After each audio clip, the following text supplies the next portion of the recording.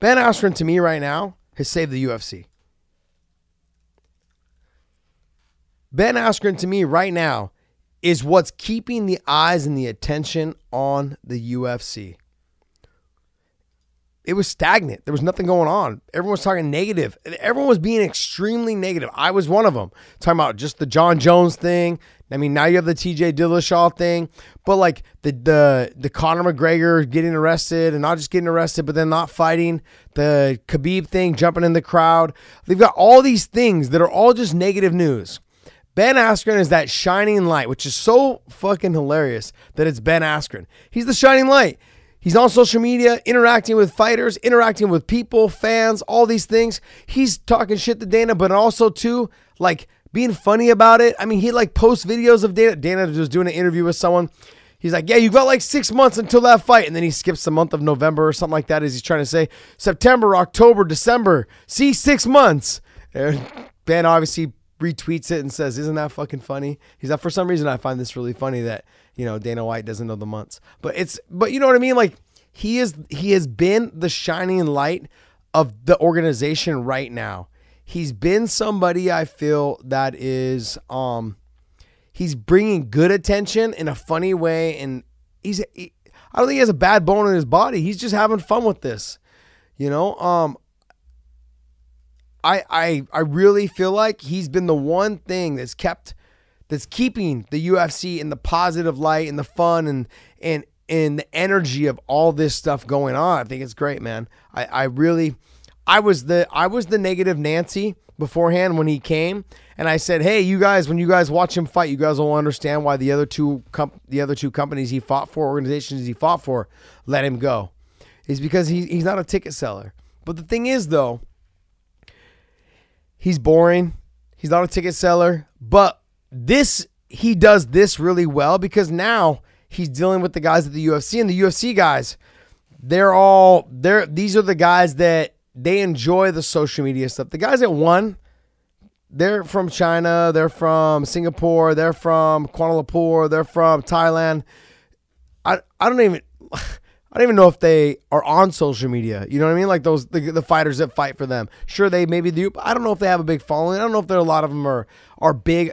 This is not something, I think also too with the language barrier, this is not something that Ben could get away with those guys. But Josh, don't forget as well that his first fight in the UFC, not only was it an amazing survival by him, but it was a very controversial finish. So, you say watch his fighting style and you'll know why people don't want to watch him. But outside of his social media stuff, that fight was freaking one of the best fights on the card as far as entertainment value. But here's the thing. It has to do with his opponents. Robbie Lawler makes almost every one of his fights always that way. That's first. Second is, you're saying that he took some big shots and it was a survival fight. Go back and watch a lot of his fights. He survives almost all of his fights and gets a takedown and grinds you out and beats you.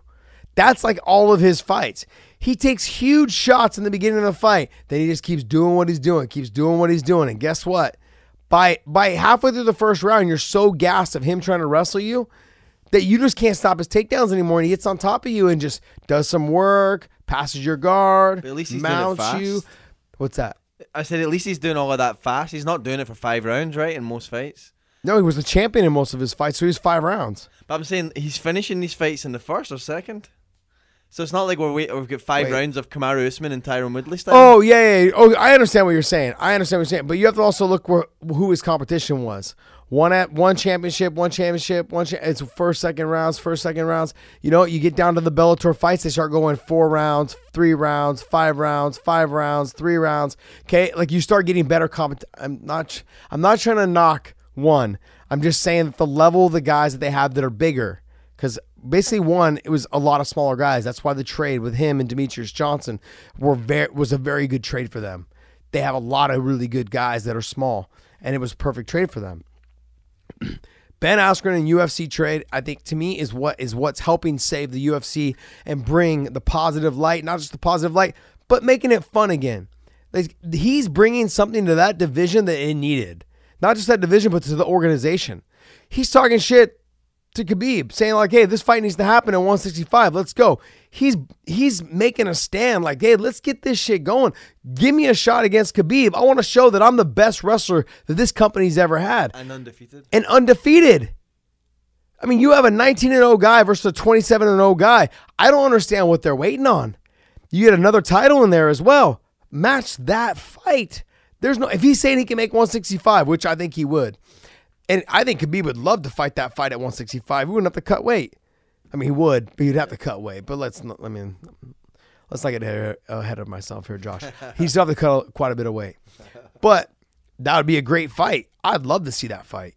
You have the two of them. What a fight, man. Yeah. Someone's O must go, baby. And those are the fights that live in history. Yeah. Those are the fights that, man, and realistically, I got to tell you this. If Khabib was to win that fight, automatically, to me, he's the GOAT. And I'm not saying that because he's my teammate, but I'm saying, dude, you're 28-0 and you beat another guy who is that good of a wrestler, 19-0. I mean, like, how often do you have a 19-0 guy versus a 27-0 guy for a title, for the first title ever at 165? It's a no-brainer to me. How huge would that fight be? How huge? You know what I mean? Like, I mean, I don't understand what they're waiting on. I mean, I know and you've got so many other guys like Kevin Lee would be there. Donald Cerrone would be there. Dos Anjos would be there. All those guys would be in that weight class, 170 to go to 175. Usman has a hard time making the weight. He's a big guy. He's big. I've watched him train, been around it. Like, he's a big guy. Let's just say Ben got one more fight in at 170 though, and then who's go back to the rankings. Colby beats Usman, and then Ben and Colby fight. I don't think they're gonna give him a title shot. They're gonna either make him run it back with Robbie Lawler, or Dana's pretty adamant about that fight being run back. You know, I mean, the only other fight that I could potentially see them trying to do would be Ben and T. Wood, but they're teammates and they would never do it. They're friends, like coaches, like that kind of like coach and student kind of thing. It's just not going to happen. All right, guys, hope you enjoyed that exclusive content of Sammy and the Punk. Also, hit these videos for more exclusive content and hit the subscribe button on the bottom corner.